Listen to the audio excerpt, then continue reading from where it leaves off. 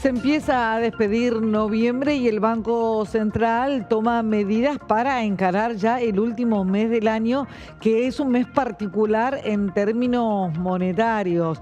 Ayer tomó dos decisiones clave que tenían que ver con un reclamo que venían haciendo los bancos desde que en la previa electoral el gobierno y el Banco Central específicamente decidieron endurecer mucho las condiciones de liquidez del mercado, lo que se conoce como el apretón monetario. Esto es generar las condiciones para que prácticamente no haya pesos en la calle que pudieran presionar sobre la cotización del dólar.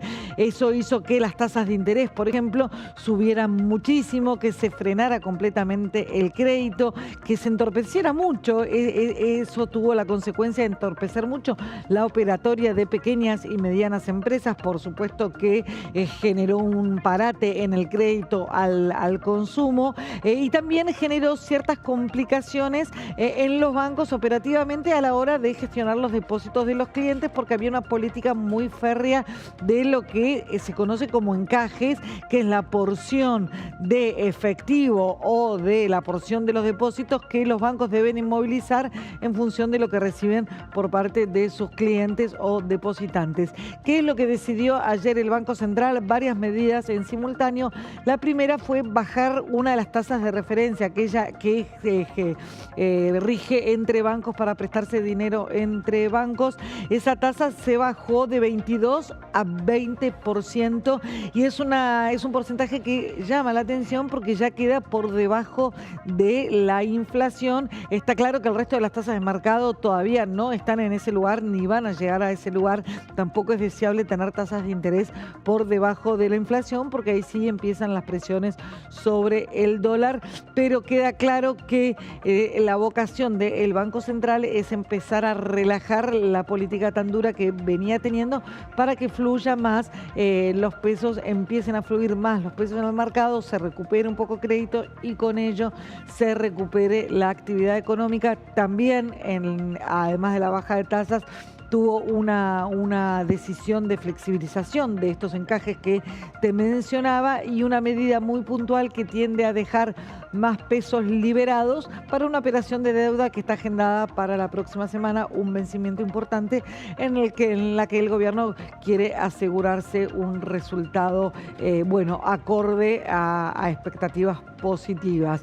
Eso por un lado, te decíamos, toda esta idea de relajar el apretón monetario, pero es importante la fecha. ¿Por qué diciembre?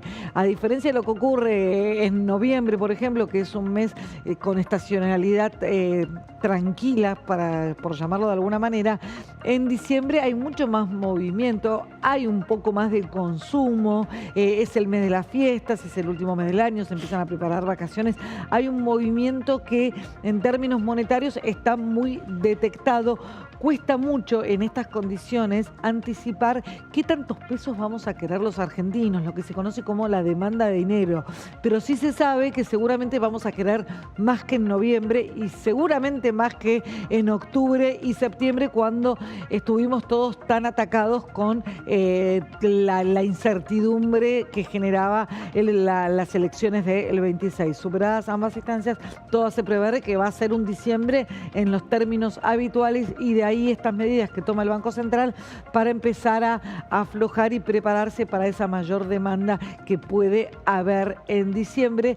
Hay datos de consumo que empiezan a ser un poco más alentadores respecto de lo que pasó en octubre y probablemente también en noviembre. Habrá que ver diciembre cómo se sostiene esa dinámica. Para cerrar el convito económico del día, obviamente el dólar reaccionó a esta baja de tasas, hubo una leve suba, pero está asociado a muchísimos factores. Mal clima internacional, ayer fue un día muy duro en los mercados globales. Se viene un fin de semana largo, no hay operatorio hasta el martes. En general eso provoca un efecto cobertura y tenés una mayor presión sobre el dólar, y está esta operación de deuda que suele generar en la previa un pequeño, no tan pequeño, pero una suba del dólar, que ayer cerró el minorista oficial, por supuesto, en 1.450 pesos. Veremos si el martes baja, sigue subiendo o se queda igual.